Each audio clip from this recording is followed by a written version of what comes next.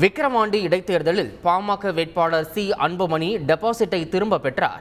நடந்து முடிந்த இடைத்தேர்தலில் திமுக வேட்பாளர் 67,000 வாக்குகள் வித்தியாசத்தில் வெற்றி பெற சுமார் 56,000 வாக்குகள் பெற்று பாமக வேட்பாளர் சி அன்புமணி 2ஆம் இடம் பிடித்தார். தேர்தல் விதிமுறைகளின்படி பதிவான வாக்குகளில் 6இல் 1 மடங்கு வாக்கினை பெறும் வேட்பாளர் டெபாசிட்டை பெறலாம்.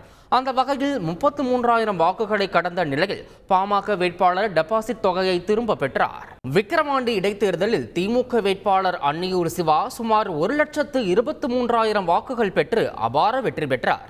விக்கிரவாண்டி இடைத்தேர்தலில் திமுக வேட்பாளர் அன்னியூர் சிவா, பாமக வேட்பாளர் சி அன்புமணி, நாம் தமிழர் கட்சி வேட்பாளர் அபிநயா மற்றும் சுயேட்சை வேட்பாளர்கள் உட்பட 29 வேட்பாளர்கள் களம் கண்டனர்.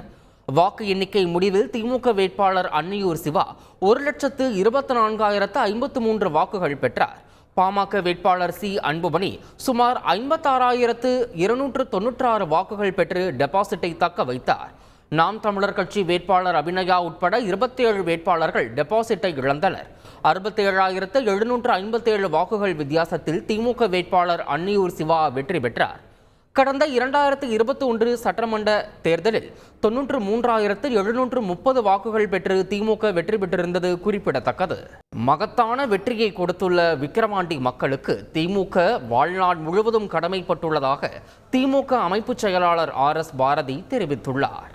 அதுவும் குறிப்பாக இந்த நேரத்தில் இவ்வளவு பெரிய மகத்தான வெற்றியை தேடி கொடுத்த விக்கிரவாண்டி மக்களுக்கு திராவிட முன்னேற்றக் கழகம் வாழ்நாள் பூராவும் கடமைப்பட்டு, இந்தியாவிலே வேறு எந்த ஆட்சிக்கும் இடைத்தேர்தல் நேரத்தில் வராத சேலஞ்ச் எல்லாம் தளபதி மு க ஸ்டாலினுக்கு ஏற்பட்டு, குறிப்பிட்டு சொல்ல வேண்டுமானால் விக்கிரவாண்டி தொகுதிக்கு மிக அருகாமை ஒட்டியதைப் போலவே இருக்கின்ற கள்ளக்குறிச்சியில் ஒரு சோக சம்பவம் நடைபெற்றது.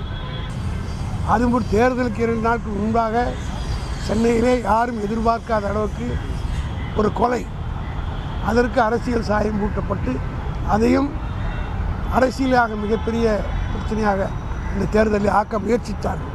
10,500 பேர் மக்கள் தான் கொண்ட ஒரு கூட்டம் இந்த நாட்டை ஆள்வதா என்று ஜாதியை எல்லாம் தூண்டிவிட்டு பேசியவர்கள் முகத்திலே கரியை பூசியிருக்கிறார்கள்.